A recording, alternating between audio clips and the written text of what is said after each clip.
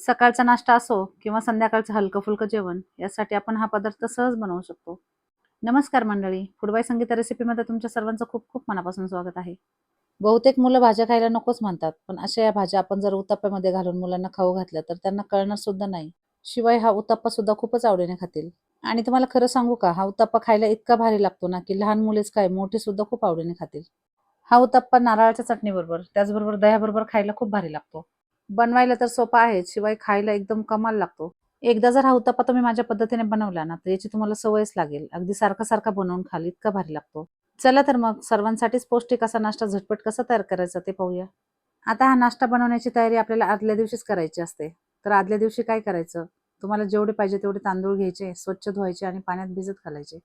तर इथे मी 2 वाट्या तांदूळ घेतले. तांदूळ स्वच्छ धुवून घेतले आणि रात्रभर पाण्यामध्ये भिजत घातले होते. आता या तांदळातलं पाणी काढून टाकलं. तांदूळ मिक्सरच्या भांड्यामध्ये घातले आणि त्यामध्ये अगदी थोडे पाणी घातले. आता मिक्सरमध्ये याची छान बारीक पेस्ट तयार करून घेतली. त्यानंतर हे तांदळाचे बॅटर एका भांड्यामध्ये काढून घेतले. तांदूळ बारीक करताना पाणी घालताना अगदी जपून घालायचे. खूप कमी पाण्यामध्ये आपल्याला हे बॅटर तयार करायचे आहे.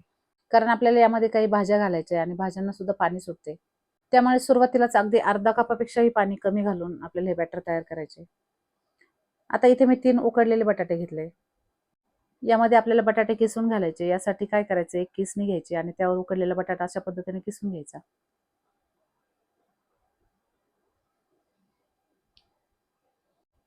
आता 3ही बटाटे यामध्ये मी किसून घातले. आता इथे आपण काही भाज्या चिरून घेतल्या आणि काही भाज्या चॉपरमध्ये बारीक करून घेतल्या. तर इथे मी 2 टोमॅटो, 2 कांदे, 2 सिमला मिरची, त्याचबरोबर 2 गाजर घेतले. टोमॅटो बारीक चिरून घेतला, त्याचबरोबर कांदा, सिमला मिरची चॉपरमध्ये बारीक करून घेतली आणि इथे मी गाजर किसून घेतले. त्याचबरोबर हिरवी मिरची आणि कोथिंबीर बारीक चिरून घेतली. आता आपल्याला हे सगळं साहित्य तांदळाच्या बॅटरमध्ये घालायचं आहे.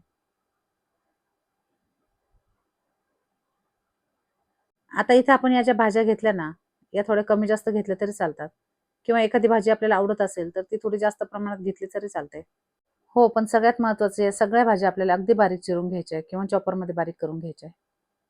आता यामध्ये मी अर्धा चमचा ऑरिगॅनो घातले, त्याचबरोबर अर्धा चमचा चिली फ्लेक्स घातले. त्याचबरोबर चवीनुसार मीठ घालायचं आणि हे सगळं साहित्य चांगलं एकजीव करून घ्यायचं.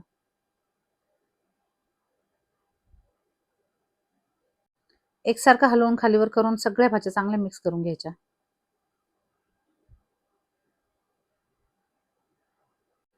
तुम्ही पाहू शकता 2 वाटी तांदळापासून अगदी पातेलं भरून आपलं बॅटर तयार झालंय.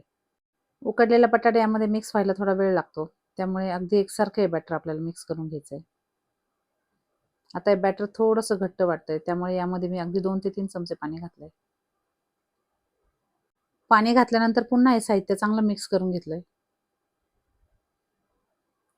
तर तुम्ही पाहू शकता उत्तप्पा बनवण्यासाठी अगदी परफेक्ट असे आपले बॅटर तयार झाले. एका बाजूला मी गॅसवर तवा गरम करायला ठेवला आणि नंतरच यामध्ये इनो घातले. 2 ते 2.5 वाट्या तांदळासाठी यामध्ये आपण 1 इनोचे पॅकेट घालायचे. इनो घातल्यानंतर एकाच दिशेने एकसारखे बॅटर आपल्याला मिक्स करून घ्यायचे. जर घरामध्ये इनो नसेल तर काय करायचं, 1 चमचा बेकिंग पावडर घालायची किंवा यामध्ये पाव चमचा खाण्याचा सोडा घातला तरी चालतो. आता मी तव्यावर फक्त 1 पोहे खाण्याचा चमचा तेल घातलं आणि 1 चमचा बॅटर यावर घातला.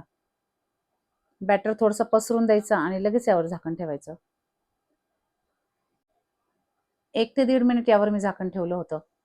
झाकण काढल्यानंतर उत्तप्प्याच्या सगळ्या कडा अशा पद्धतीने मोकळ्या करून घेतल्या. त्यानंतर अलगद आपल्याला हा उत्तप्पा उलटा करून घ्यायचा आहे. हा उत्तप्पा आपल्याला अगदी काठापर्यंत छान भाजून घ्यायचा आहे. यासाठी काय करायचं? उलथण्याने अशा पद्धतीने सगळे काठ दाबून घ्यायचे. आता पुन्हा हा उत्तप्पा आपल्याला उलटा करून घ्यायचा आहे.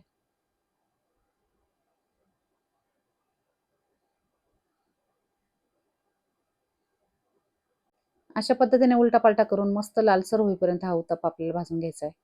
दोन्ही बाजूने खमंग असा उत्तप्पा भाजून घेतला की बाजूला काढून घ्यायचा आहे. आता उत्तप्पा काढून घेतल्यानंतर तव्याला थोडेसे तेल लावायचे. तर तुम्ही पाहू शकता इथे आपण फक्त 1 पोहे खाण्याचा चमचा तेल घातले. आता चमच्याने तेल सगळीकडे पसरून घेतले. एकाच तव्यावर आपल्याला 3 उत्तप्पे घालायचे. यासाठी काय करायचं, 1-1 चमचा बॅटर यावर घालायचा.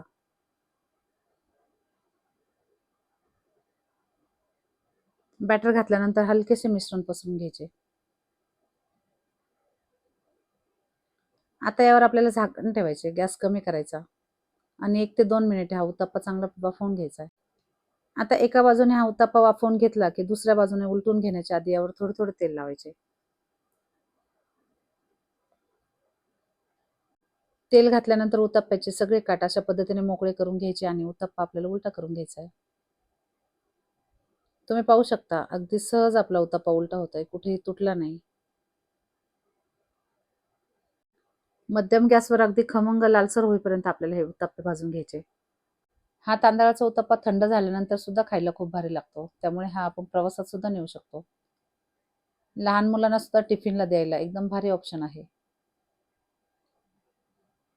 आणि एकदा जर हा उत्तप्पा तुम्ही माझ्या या पद्धतीने बनवून तुमच्या मुलांना खाऊ घातला ना, तर तुम्हाला टिफिनला रोज-रोज काय द्यायचं हा प्रश्नच राहणार नाही.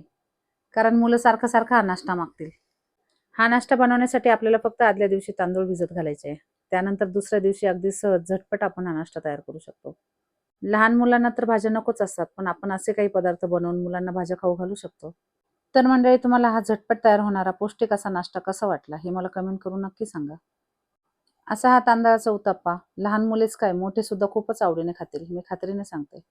आणि हा उत्तप्पा बनवण्यासाठी तुम्ही तांदूळ कुठलाही घेऊ शकता. अगदी तुमच्याकडे रेशनचा तांदूळ असेल तर तोही घेऊ शकता. चला तर भेटूया पुढच्या रेसिपीमध्ये. व्हिडिओ आवडला असेल तर लाईक, शेअर आणि सबस्क्राईब करा. धन्यवाद.